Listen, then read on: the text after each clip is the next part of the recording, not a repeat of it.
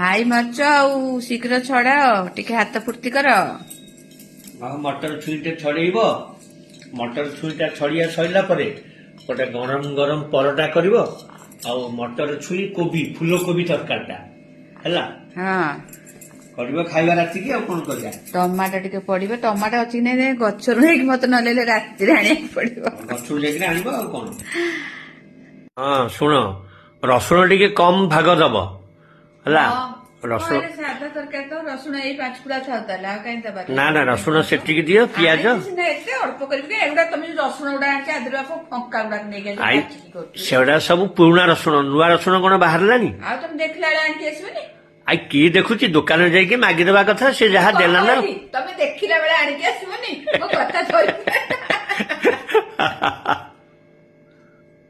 ତମେ ତ ପରଟା ଆଉ କୋବି ମଟର ତରକାରୀ ପକେଇକିରି କଲ, ଆଉ ଭାତ କଣ ଖାଇଲ? ମତେ ରାତିରେ ନିଦ ହଉନି, ତେଣୁ ମୁଁ ଭାତ ପେଟେ ଖାଇବି, ଆରାମସେ ଶୋଇବି। ମତେ ଭାତ ଖାଇଲେ ନିଦ ହୁଏ। 2 ଦିନ ହେଲାଣି ନିଦ ହଉନି, ମୋ ମୁଣ୍ଡ କଣ ହଉଛି ବାଜରେ। ଓହୋ ସେଥିପାଇଁ ଭାତ ଖାଏ। ନହେଲେ ମୋର ପରଟା ଖାଇବାକୁ ଇଚ୍ଛା ଥିଲା। ହଁ ହଁ ଭାତ ଖାଇଦେଲେ ମତେ ନିଦ ହେଇଯିବ ରାତି। ଖାଅ ଭାତ, ସେ କୋବି ତରକାରୀ, ଆଉ ଗୋଟେ କଣ ସେଠି ରଖିଛ? ଏଇଟା ଯୋଉ କରିଥିଲ ପିଆଜି ନୁହଁ ତ, ଏଇଟା ହଉଛି ବାଇଗଣୀ। ଦେଖୁନ ମୋ କଥା କେମିତି ବାଳ ଚଳାଣି। ବାଇଗଣୀ ଟା ମୁଁ ଖାଇନଥିଲି ସନ୍ଧ୍ୟାବେଳେ, ଏବେ ଭାତ କେମିତି ଖାଇଦେବି। ଆଉ ତମକୁ ତ ଏଇଠି ଦେଇଛି କୋବି ତରକାରୀ, ପରଟା, ସୁନ ପାମ୍ପୁଡି ଆଉ। ହଉ ହଉ ଖାଇବା ପାଟି ଦୌଡେଇ ହେଲାଣି, କାହିଁକି ମୁଣ୍ଡଟା କଣ ହଉଛି। ହଉ ଖା ମୁଁ ତାପରେ ମୁଁ ଖାଇବି ଆଉ। ହଁ କୋବି ତରକାରୀ କେମିତି କଣ ହେଇଛି? ଆଖିକି ତ ଭଲ ଦେଖାଯାଉଛି, ଖାଇଲା ପରେ ବି ପାଟିକି ଭଲ ଲାଗୁଛି।